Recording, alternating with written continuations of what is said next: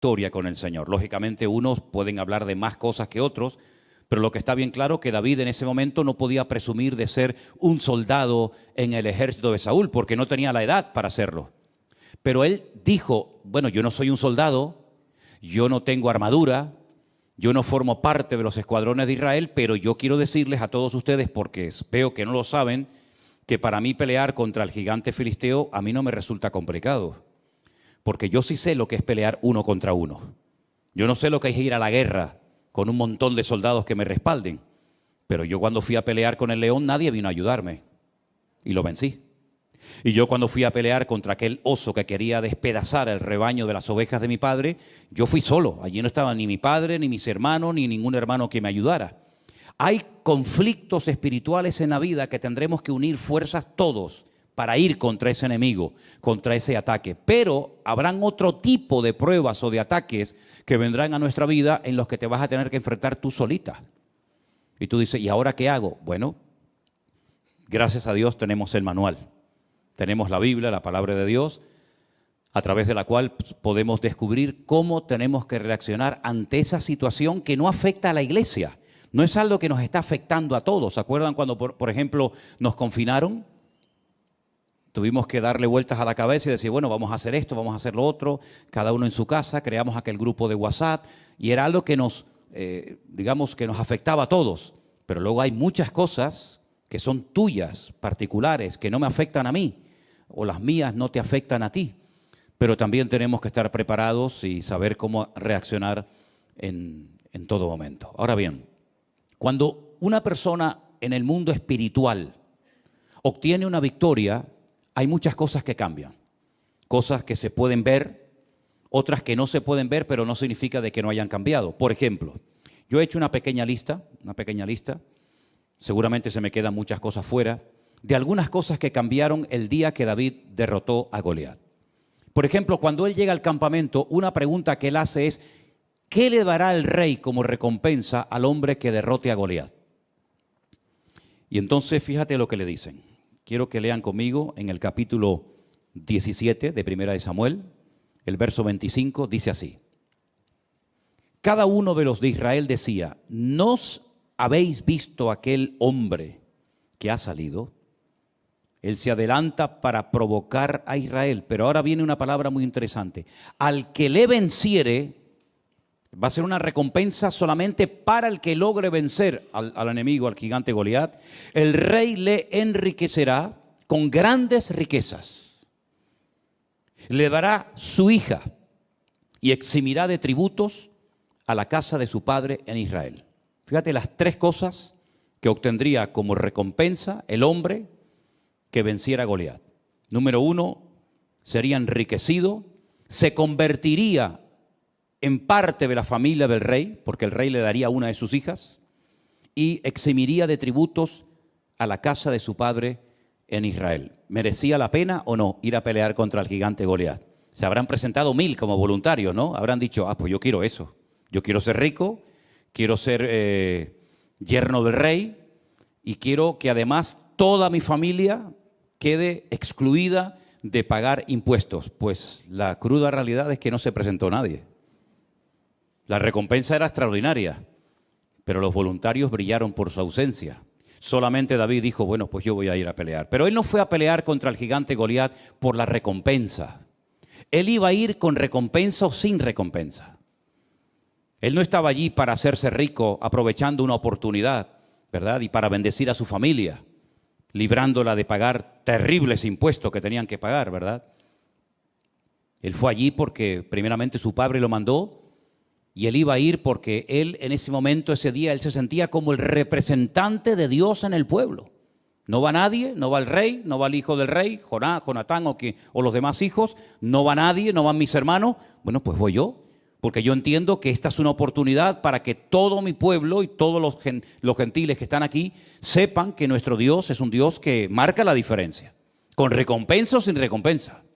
Y yo voy allí, yo le voy a vencer. Y es cuando él hace aquella tremenda declaración. Él no habla de, bueno, tal vez, vamos a ver lo que pasa, que se haga la voluntad de Dios, que sea lo que Dios quiera, en fin. No, él habla con una seguridad tremenda.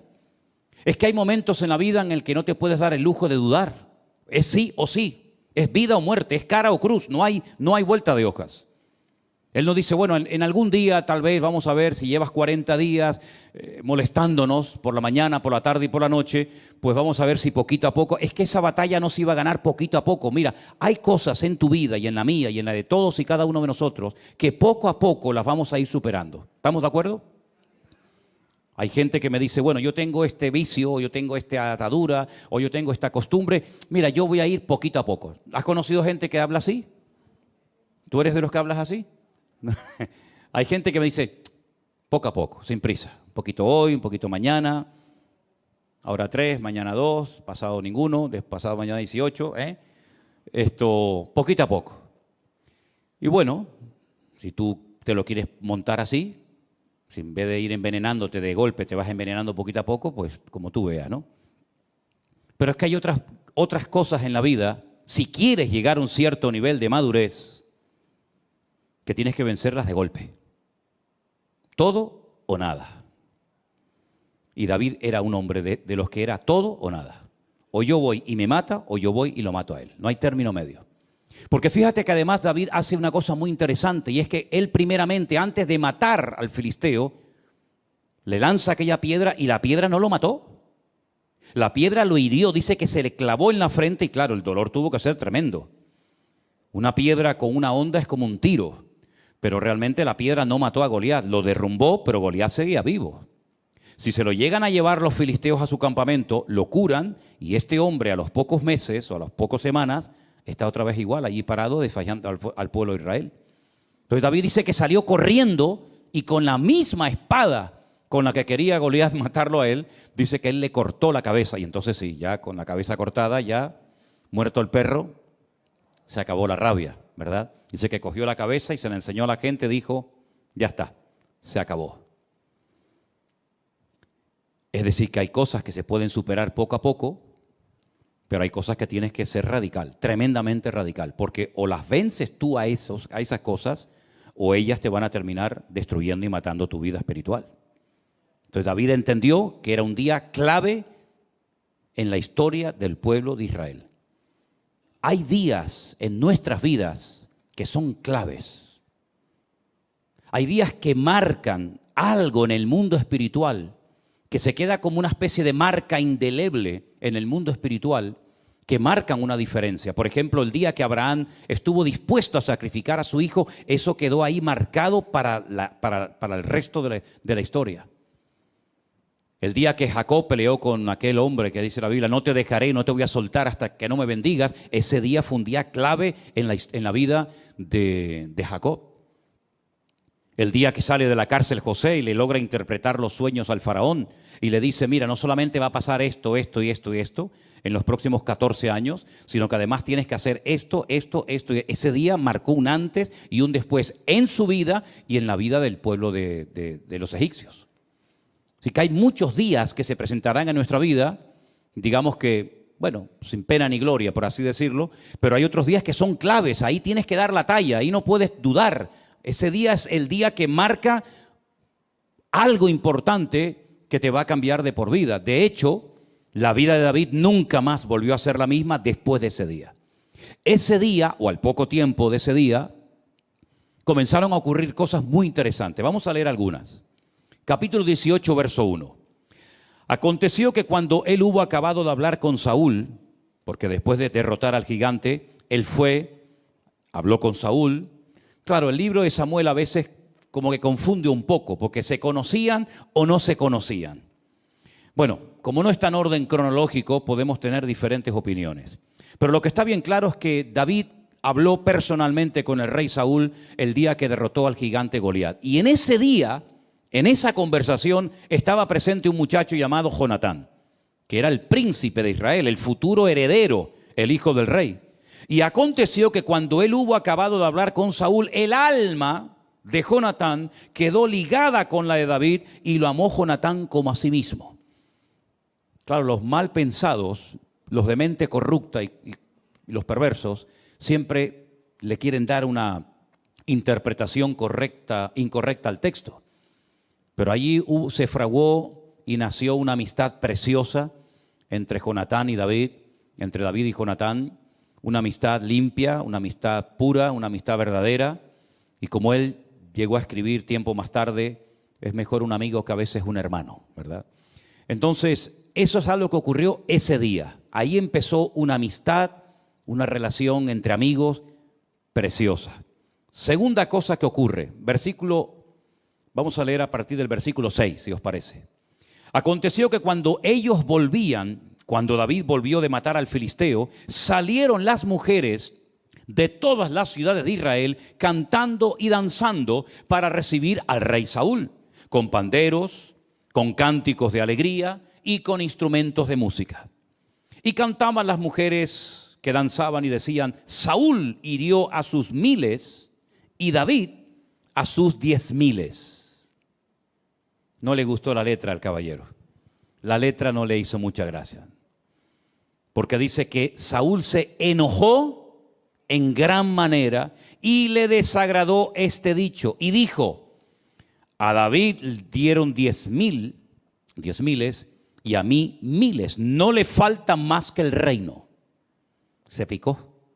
El caballero se picó. Y desde aquel día Saúl no miró con buenos ojos a David. ¿Qué te parece? Desde aquel día las cosas cambiaron. Hemos obtenido una victoria tremenda, pero a partir de ese día Saúl se la sentenció al rey David. Aconteció que al día siguiente, fíjate qué cosa, esto ya es el mundo espiritual. Al día siguiente de esa reacción de enojo, de esos celos ridículos y absurdos, al día siguiente un espíritu malo de parte de Dios tomó a Saúl y él desvariaba en medio de la casa. David tocaba con su mano como los otros días y tenía Saúl la lanza en su mano. Y arrojó Saúl la lanza diciendo: enclavaré a David a la pared. Pero David lo evadió 2 veces. Fíjate las cosas que comienzan a cambiar a raíz de la gran victoria que ha beneficiado a todo el país, incluido al rey. Enojo, rabia, celos, envidia.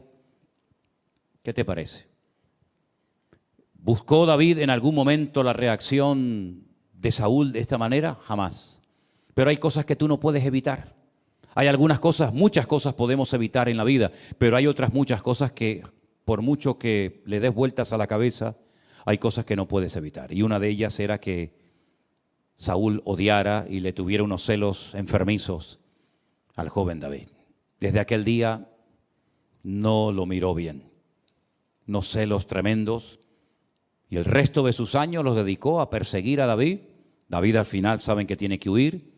Y durante muchos años, desde los 17 aproximadamente, hasta los 30 que llega a ocupar el trono de Israel, está huyendo de cueva en cueva, de lugar en lugar, hasta que finalmente él dice: bueno, en algún momento me va a matar este hombre, me va a quitar la vida a Saúl. Dice que se fue a vivir con los filisteos. Pero claro, si llega a los filisteos, cuando tú le has matado al gigante filisteo, en cuanto te vean aparecer por allí, te van a matar a ti.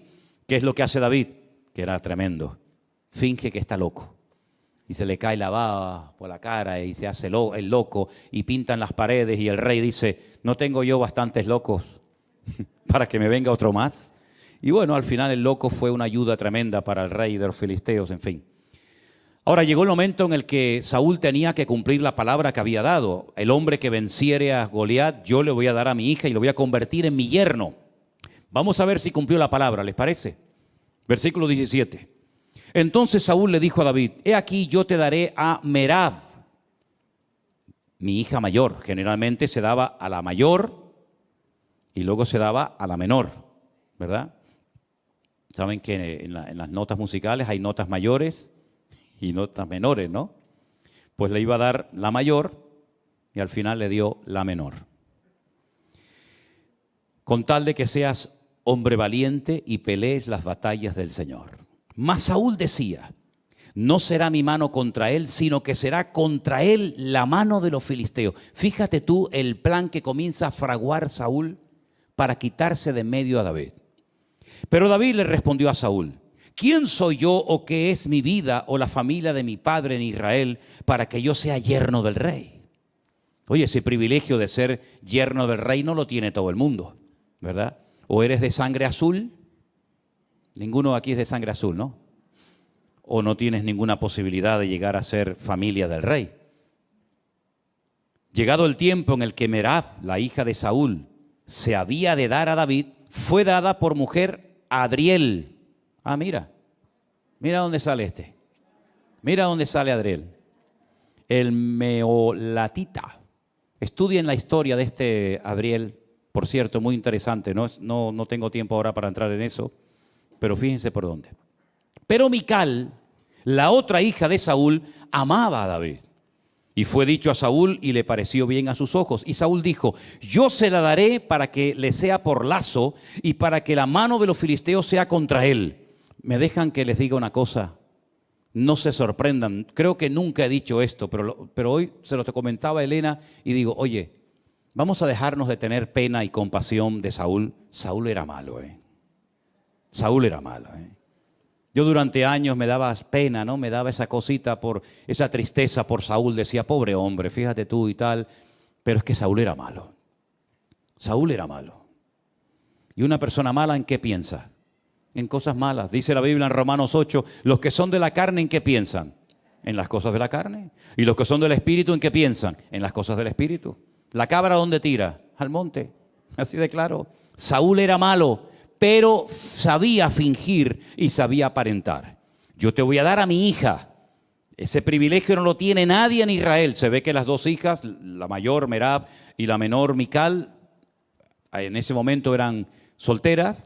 Y claro, oye, es un detallazo por parte del rey permitirle casarse con una de sus hijas. Entonces él va a quedar bien ante la gente, pero es que en el fondo esa no es la intención de Saúl. La intención es que los mismos filisteos acaben con la vida de David. Y mira lo que él intenta hacer. Saúl le dijo, yo se la daré para que sea lazo, para que la mano de los filisteos sea contra él. Dijo pues Saúl a David por segunda vez, tú serás mi yerno hoy. Mandó Saúl a sus siervos, hablad en secreto a David, diciéndole, he aquí el rey te ama y todos tus siervos te quieren bien. Sé pues yerno del rey. ¿Verdad? Siempre el rey rodeándose de pelotas, siempre rodeándose de gente que le reía las gracias al rey, como hay muchos hoy en día que se juntan con gente que a todo le dicen que sí, ¿verdad? Los criados de Saúl hablaron estas palabras a oídos de David, y David dijo, ¿os parece a vosotros que es poco ser yerno del rey, siendo yo un hombre pobre y de ninguna estima? Des en cuenta, por ejemplo, que David no era una persona pudiente económicamente hablando. David era un simple pastor de ovejas, que encima no eran ni de él, eran de su padre.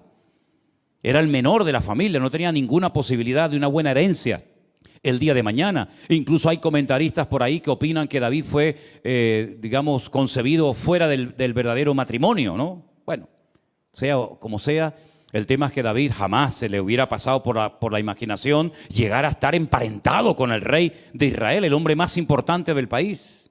Y él lo tiene claro, él dice, yo no tengo ninguna posibilidad de llegar a ser el yerno del rey. Pero fíjate qué interesante.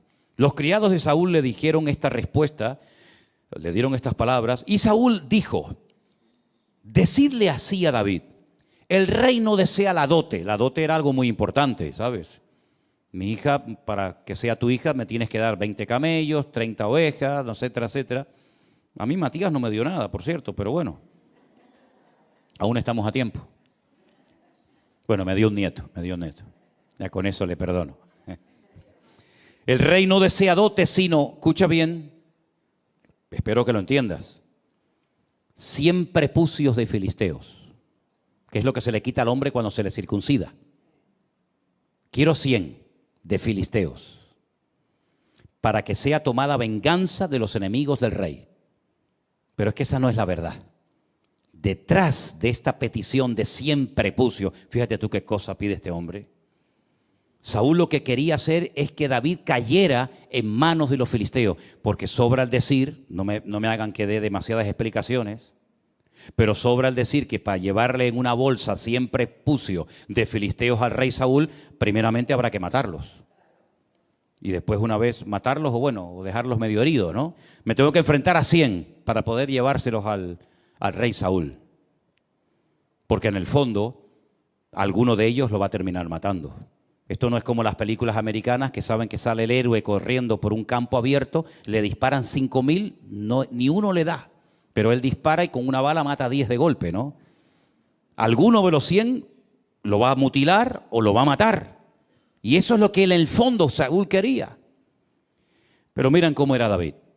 Cuando sus siervos declararon a David estas palabras, le pareció bien la cosa. Es que le pareció bien la cosa, increíble. A mí me dicen eso y dice, vete tú a cortarlo, vete tú a cogerlo. Le pareció bien, dice, a los ojos de David, para ser yerno del rey.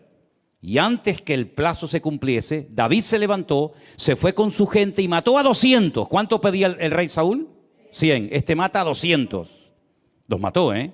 Mató a 200 filisteos y trajo los prepucios de ellos y los entregó todos al rey, a fin de hacerse yerno del rey. Y Saúl le dio a su hija Mical por mujer. Si yo te doy más de lo que tú me pides, 100, toma 200, y ahora me tienes que dar a tu hija mayor. No, le da la menor, le da a Mical. Pero Saúl, viendo y considerando que el Señor estaba con David y que su hija Mical lo amaba, tuvo más temor de David y fue Saúl enemigo de David. ¿Cuánto tiempo? Todos los días.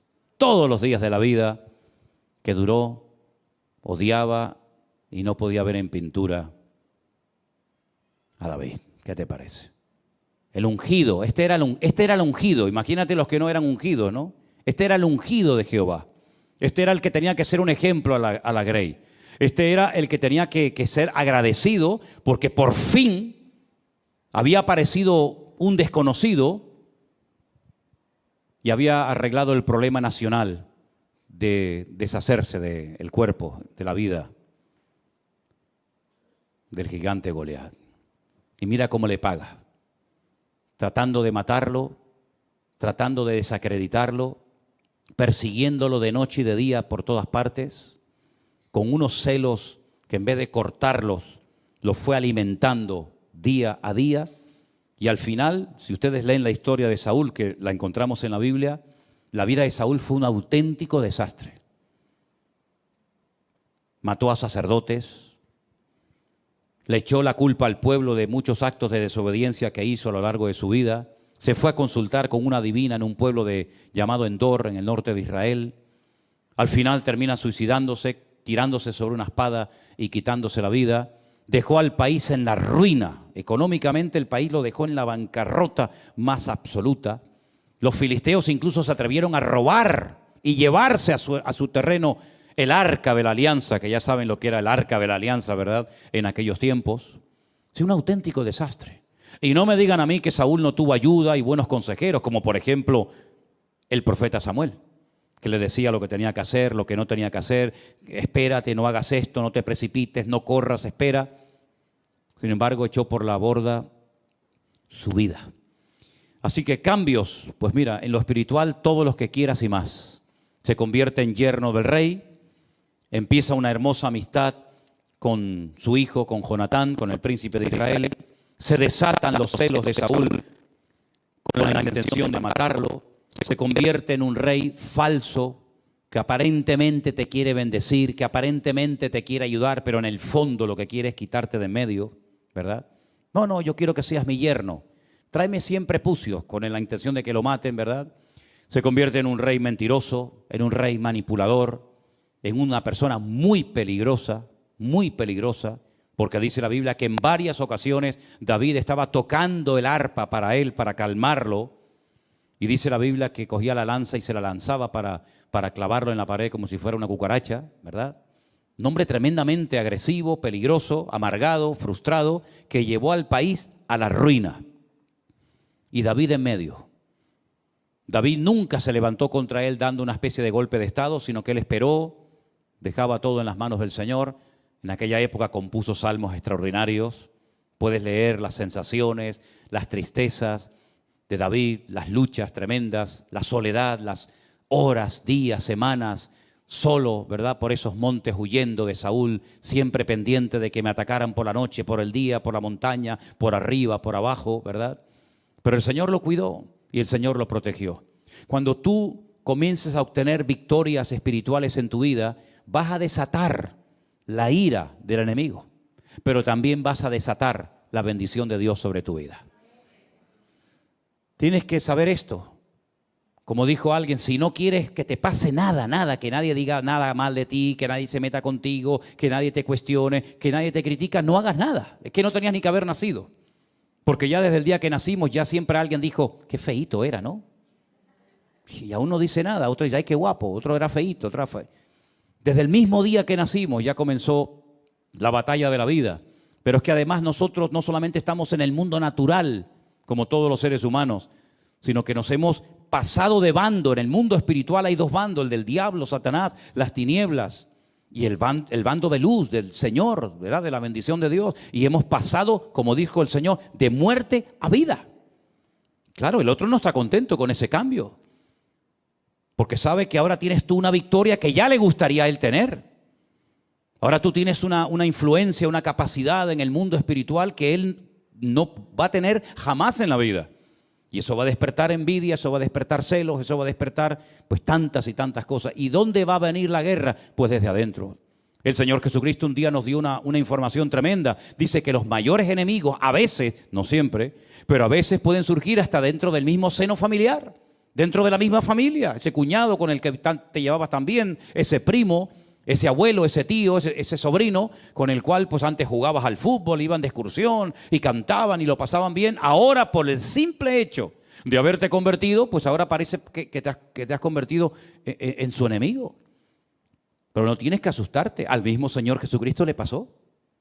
Sus propios hermanos, que los tuvo, le decían al Señor, Señor, ¿por qué no vas a otros lugares para que te oigan y te conozcan y sepan de tus enseñanzas? Pero no lo decían porque tuvieran una sana intención de que la gente escuchara el Evangelio, sino para quitárselo de encima, porque se avergonzaban de él. ¿Qué te parece? Y el Señor, ya dijo en cierta ocasión, los mayores enemigos a veces surgen dentro del sector o del ambiente del que menos te imaginas. Incluso la Biblia dice que en los últimos tiempos tal vez la nuera se levante contra la suegra contra la nuera, los hijos contra los padres contra los hijos. Eso va a ser una revolución tremenda y para todo eso tú tienes que estar preparado. Y dice, y no sorprendáis, dice Pedro en una de sus cartas, no sorprendáis del fuego de prueba que os ha sobrevenido. Dice, como si alguna cosa extraña os aconteciera. Mira, sinceramente te deberías de sorprender de que no te pase nada. Eso es lo que te debería de preocupar. No tengo pruebas, no tengo dificultades, no hay problemas, todo parece que va sobre ruedas. Eso es lo que te debería de poner nervioso. Pero pasar por pruebas, por luchas, por dificultades, pues eso es lo lógico, eso es lo normal. Eso es lo que necesitamos para mantenernos humildes y dependientes del Señor y que no nos creamos que ya no necesitamos de nada ni de nadie. Por eso Pedro dice, no os sorprendáis, hermanos, del fuego de prueba que os ha sobrevenido, como si alguna cosa extraña os aconteciese, sino tener en cuenta que las mismas pruebas que tú estás pasando, o mayores, las están pasando nuestros hermanos en otras partes del mundo. Por lo tanto, no es cuestión de una ridícula resignación y decir, bueno, a mí me tocó esto y aquí, no, sino, oye, levántate, pelea, lucha, pelea la buena batalla, dice la Biblia. Pablo dice, pelea, esfuérzate, echa mano de la vida eterna. Él habla de una armadura, él habla de casco, él habla de espada, habla de yelmo. Es decir, él está empleando incluso hasta términos militares, porque la guerra espiritual es real y tú tienes que saberla. Y no derrumbarte, no venirte abajo y decir, bueno, ¿qué me está pasando? No sé, yo estoy leyendo la Biblia, estoy orando, estoy haciendo las cosas bien. ¿Por qué me pasa eso? Pues precisamente por eso. Precisamente por eso, porque estás sacudiendo el avispero. ¿Quieres coger miel? Claro, es muy fácil ir a un supermercado, a una tienda y coger de la estantería un bote de miel. Claro, a ti no te ha costado nada, pero vete a buscarla.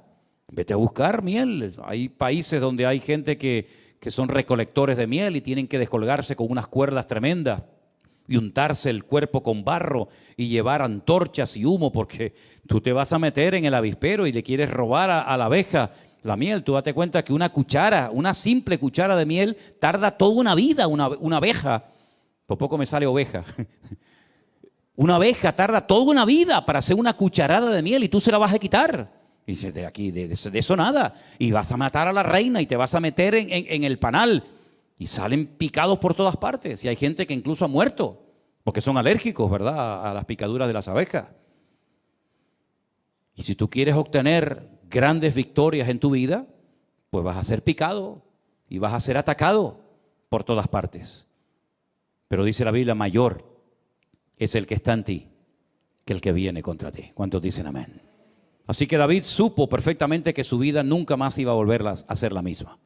Al poco tiempo, por la mala cabeza, por la mala actitud, por los pecados, por la constante actitud de desobediencia de Saúl, Dios dijo, basta. Y esto sí que es terrible. Para mí esto es lo peor que le puede pasar a un ser humano en la vida cuando Dios dice basta. Y lo ha hecho en varias ocasiones, ¿eh? Lo hizo con Faraón. Lo dijo, ¿no quieres dar tu brazo a torcer y reconocer que todos estos milagros, prodigios, maravillas, estas plagas tremendas son producto de mi intervención? ¿No quieres? Pues ahora yo me voy a encargar de endurecerte el corazón. ¿Quieres ser duro? Yo te lo voy a endurecer como el pedernal. Y no te voy a dar oportunidad ni para que te arrepientas. Fue tremendo. Cuando Dios llega a esos extremos, imagínate. Pues con Saúl llegó exactamente igual. Dijo, Samuel, no ores más por él. Pero no ores más por él. Lo he desechado. Y Dios no dice, bueno, no, te he desechado. Basta, se acabó. ¿Y ahora qué hacemos? Tienes que ir a Belén, a la casa de un tal Isaí. Convoca a sus hijos y yo te voy a decir lo que vamos a hacer. Vamos a escoger a otro rey fiel conforme a mi corazón. Todos conocemos la historia, ¿sí o no? Llega a Belén, llega a la casa de Isaí, allí están sus hijos. Él se va a acercar al mayor, que era lo lógico, ¿no? Ungir al mayor, al primogénito, y el Señor le dice, ese no es. Bueno, pues será el siguiente, ese tampoco. Y el otro tampoco. Y al final Samuel está desconcertado, él es profeta, varón de Dios, pero en ese momento como que no tiene mucha luz que digamos, y le dice al padre, oye, una pregunta, ¿tú tienes a otro hijo? Porque yo he traído aquí el cuerno del aceite especial para derramarlo sobre la cabeza de uno de tus hijos. Tú me has dicho que has llamado a todos tus hijos y a mí el Señor no me da paz con ninguno de ellos. Aquí pasa algo. Y le dice, bueno, es que tenemos a otro. ¿Cómo que tienes a otro? ¿Y por qué no lo has llamado? ¿Qué cosa, no? Ni su propio padre lo llamó. Cuando le dijo Samuel, llama a todos tus hijos. Y a David no lo llamó. ¿Qué te parece? Dile que venga. Porque no nos vamos a sentar a la mesa ni a comer hasta que David venga. Y dice la Biblia que nada más entrar, claro, imagínate las pintas con las que vendría. Un montón de días, semanas en el monte, con un olor terrible, los pelos así como los que tiene ahora mismo un hermano por ahí arriba. Y claro, tú imagínate aquello, decir, ¿y este quién es? ¿Este quién es? ¿De dónde ha salido esto? Si no, este es mi hijo David. Dice, este es David. Y el Señor dice, úngelo, porque ese es el rey, el futuro rey de Israel. Es impresionante, hermanos, cómo Dios rompió todos los patrones, todas las normas de la época para ungir al que nadie, ni siquiera su propio padre, contaba con él. Y a partir de ese día dice que Dios cambió su corazón, mudó su corazón, y el Señor comenzó a bendecirlo y a prepararlo y a ungirlo. Pero claro, si quieres ser rey, lo primero que tienes que hacer es conocer tu país. Y lo vas a conocer, ya verás que lo vas a conocer, pero bien, bien que lo vas a conocer. Vas a conocer hasta dónde se ocultan las ratas. Vas a conocer el país, pero palmo a palmo. Ese sí que fue un Rambo verdadero, ¿eh? Y comenzó desde prácticamente a los pocos días, ya digo, 17, 18 años como mucho, hasta los 30 años, huyendo de un lugar a otro, con un calor que hace en esos lugares donde él se escondía. Fuimos un día a la cueva de Engedi. Es una cueva que está en el oasis de Engedi, en el desierto, y llegamos allá arriba y nos dijeron, en esa cueva se escondió Saúl, y allí dentro estaba el rey David, que podía haberlo matado y no lo hizo. Es decir, una vida de una preparación tremenda. Pero el Señor dice, ese es al que yo he escogido. Ese es al que yo he escogido. Y saben, queridos hermanos, Dios no se equivocó con David.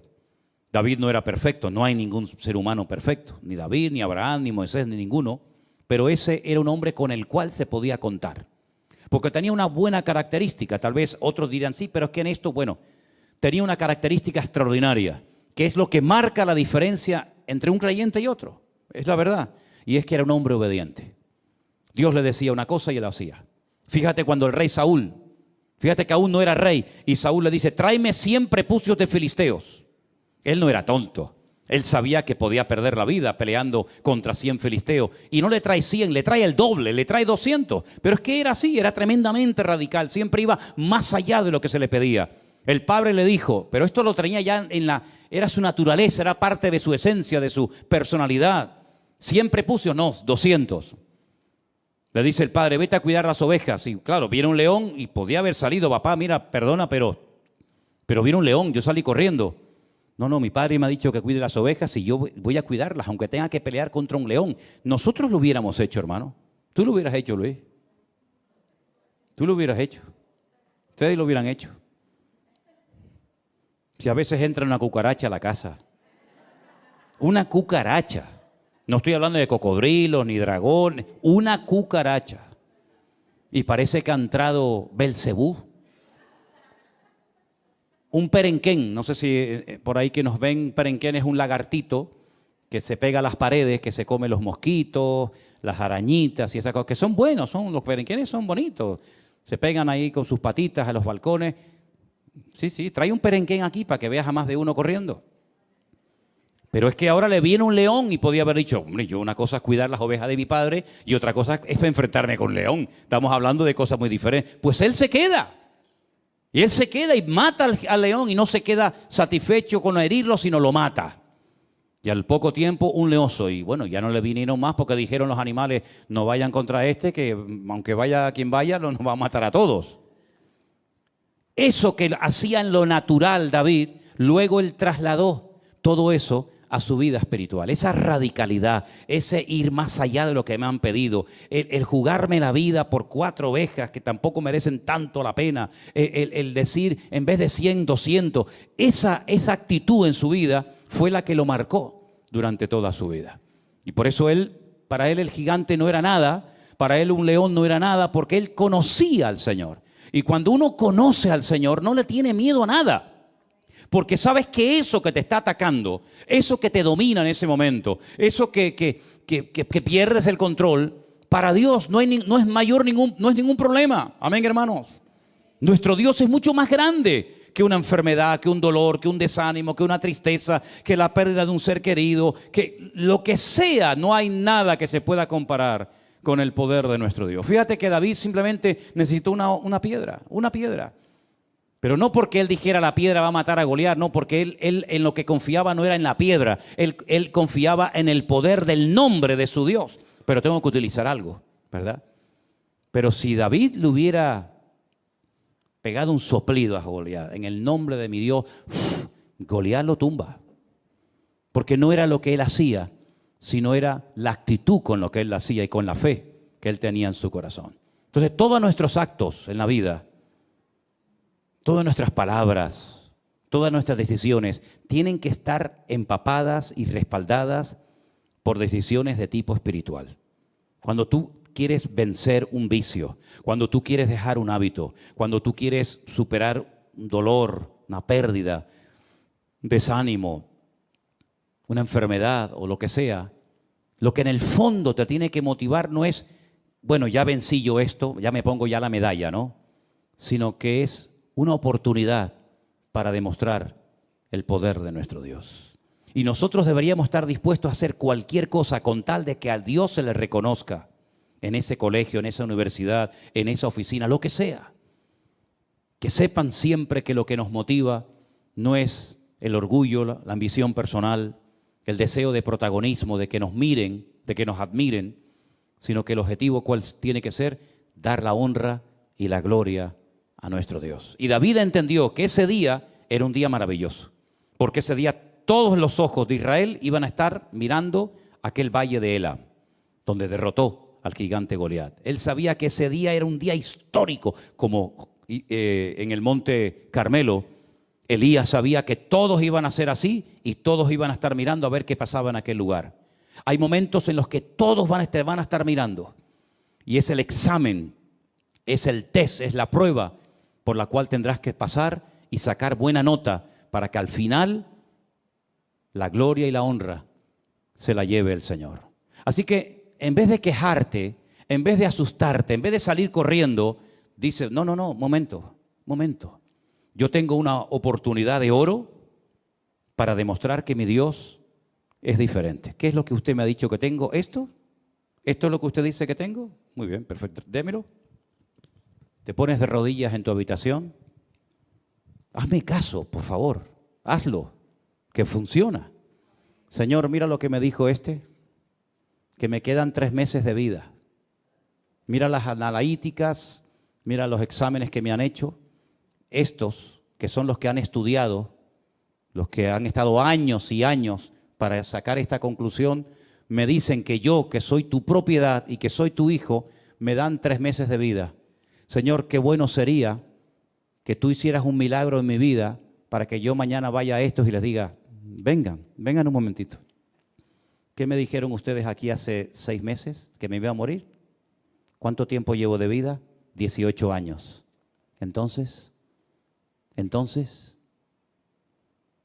otras palabras, utiliza tus circunstancias presentes para demostrarles que el poder de tu Dios es más grande que todo lo que te hagan o todo lo que te digan. Y otra cosa, y si por lo que sea tú decides que lo que dijeron estos señores se cumpla, pues muchísimas gracias porque dentro de 3 meses estaré con mi Señor. Ustedes seguirán rompiéndose la cabeza, pero a mí simplemente lo que me han dicho es la fecha con la que me voy a reunir con Él. Pero si pudiéramos de alguna manera utilizar estas circunstancias aparentemente duras, difíciles o amargas para demostrarle a estos que dicen que todo esto es mentira, que Dios no existe, que el hombre viene del mono, etcétera, etcétera. Si pudiera, Señor, utilizar estas circunstancias para demostrarle a esta gente tu poder, por mí encantado de la vida, Señor. Como yo le dije aquí en este cuarto, en esta habitación que está aquí atrás, el día 14 de marzo del 2020, cuando salió en la televisión el presidente de este país y dijo, se decreta el estado de alarma o de emergencia, como sea, nadie puede salir. Yo me puse ahí de rodillas y mi Dios lo sabe y le dije, Señor, ahora tienes una oportunidad impresionante, maravillosa, para demostrar que esta obra es tuya, Señor. Aquí no va a venir gente, yo no sé durante cuánto tiempo, un domingo, 2, 3, 4, 5, nadie lo sabía. Yo pensaba, bueno, 2, 3 domingos, nada. Cerramos el rastro, aquí no podía venir nadie y el Señor comenzó a sorprendernos con auténticos milagros hasta el día de hoy. Hasta el día de hoy. Algunos me decían, bueno, cuando termine la pandemia ya verás que todo. Digo, que no. Porque Dios dijo ahora.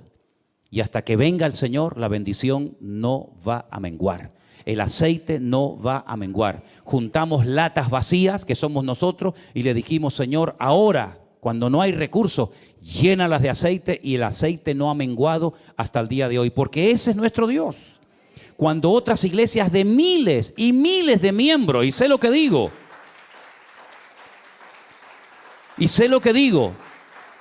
lamentablemente, se cerraron, solamente por ponerles un pequeño ejemplo, podría ponerles muchos.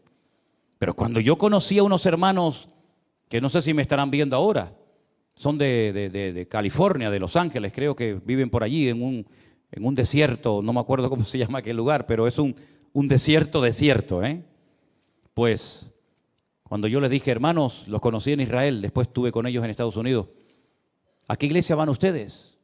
Y me dice, nosotros íbamos a una iglesia, pero en el tiempo de la pandemia se cerró, como todas. Digo, sí, ya lo entiendo, pero ya terminó la pandemia. ¿Y ahora qué? Dice, no, el pastor nos juntó, no se transmitió, no se hizo nada durante el tiempo de confinamiento y el pastor nos juntó y nos dijo que se iba a cerrar la iglesia. Que cada uno se buscara la vida, unos se reunían en casas, otros se fueron a otra iglesia, otros no se fueron a ninguna parte, lamentablemente. Cerramos la iglesia, dijo el pastor. Y yo le dije, perdone que le haga esta pregunta, no la suelo hacer sinceramente porque no es algo que me quita el sueño ni me preocupa, pero en este caso sí me atrevo a preguntarle, ¿y cuántos erais en la iglesia? ¿Cuánta gente se congregaba en aquel momento? Y si éramos 2.000 miembros. Digo, 2.000 miembros. 2.000. Y cerró la iglesia. Digo, ¿y por qué? Dice, porque no había recursos para pagar la luz, el agua, los teléfonos, el alquiler. Digo, con 2.000 personas. Y nosotros que éramos 4 gatos y un perro herido. 2.000 personas y cierran la iglesia. ¿Pero cómo puede ser esto? ¿Y la cerró? La cerró, pero te digo un ejemplo. Te podría contar muchos más. Entonces cuando yo le dije al Señor, Señor, se nos viene un gigante imponente, tremendo.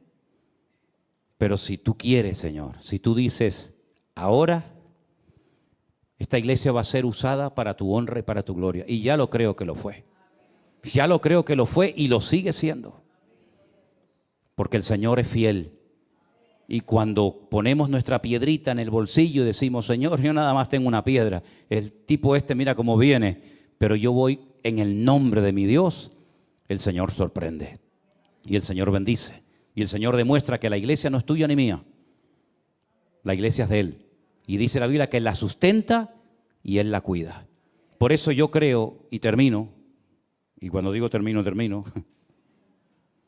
que Dios está buscando gente valiente. Así de claro. Dios está buscando gente valiente que se la juegue por Él en lo económico, que se la juegue por Él en lo que haga falta. Y yo creo que Dios está buscando de todo corazón, y lo digo de verdad, gente valiente en estos tiempos. Gente que no le tenga miedo a las circunstancias. Gente que no le tenga miedo a lo que está pasando allá afuera. Gente que le crea a Dios y que diga, Señor, yo te creo a ti. Y si tengo que comer una cebolla sola, un pan todas las noches debajo de un puente, yo lo voy a hacer, pero yo voy a seguir sirviéndote. Yo creo que Dios, a ese tipo de gente, Dios la honra y Dios la bendice y Dios la prospera. Y yo espero que entre nosotros, todos nosotros podamos decir, nosotros somos los valientes del pastor Manolo Sierra. Porque no se olviden ustedes que David sí era muy ungido, muy poderoso, pero hay una lista que dice los valientes de David. A mí me gustaría tener una lista de los valientes. Y espero que todos ustedes formen parte de esa lista. Amén, hermanos. Cierra tus ojos ahí donde estás, por favor. Repite hoy lo que confesaste el domingo.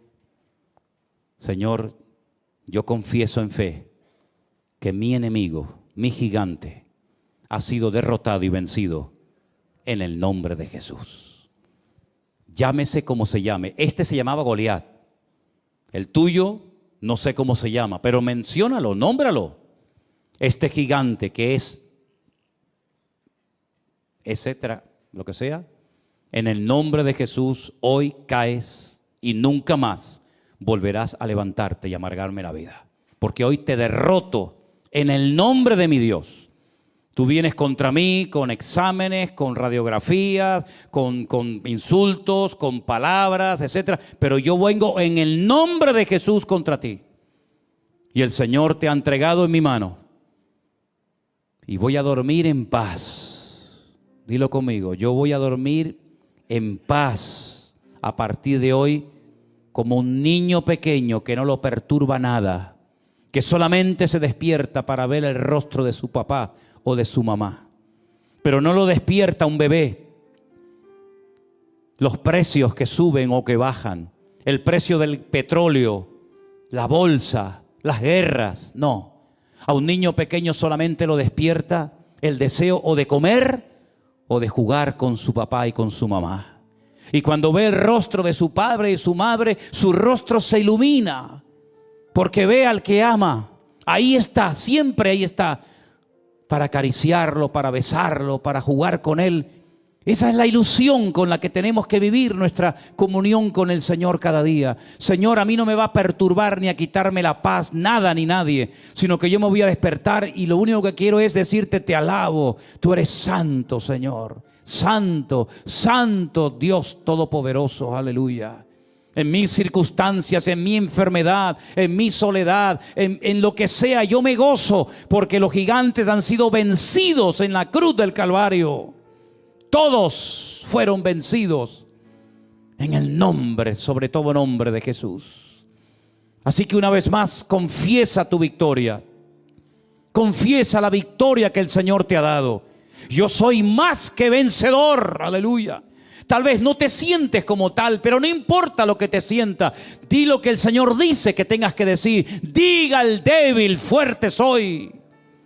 Él renueva las fuerzas del que no tiene ninguna. Correrán y no se cansarán. El sol no te fatigará de día, ni la luna de noche. Por un camino vendrán y por 7 huirán. ¿De dónde vendrá mi socorro? Mi socorro siempre vendrá del Señor. porque sus ojos están abiertos de día y de noche, y mi pie no tropezará ni resbalará, porque Él me cuida, me guarda, me bendice, me sustenta, me protege, me unge. Y Él guarda cuando salgo y Él guarda cuando entro, cuando me levanto y cuando me siento, cuando camino y cuando duermo. El Señor está a mi lado. Caerán por un lado, caerán por otro lado, pero yo estoy firme, parado en la roca eterna que es Jesucristo. Aleluya. Yo estoy parado en esa roca y vendrán vientos, vendrán tempestades, vendrá lo que venga, lo que sea, pero mi casa permanecerá porque yo he puesto mi fe y mi confianza en el eterno Dios, aleluya, al cual le doy la honra y la gloria en este momento, mi Dios. Y cuando el enemigo ve a un pueblo unido, a un pueblo que tiene las ideas claras, que pone su confianza en Dios y en su palabra, teme y sale corriendo, porque sabe que contra ese pueblo, contra esa casa, no puede hacer absolutamente nada. No dejen de alabar a Dios en medio de las circunstancias. No dejes de gozarte y de alegrarte en medio del dolor, en medio de la lágrima, no importa, porque esa es la mejor agua para regar la bendición de Dios.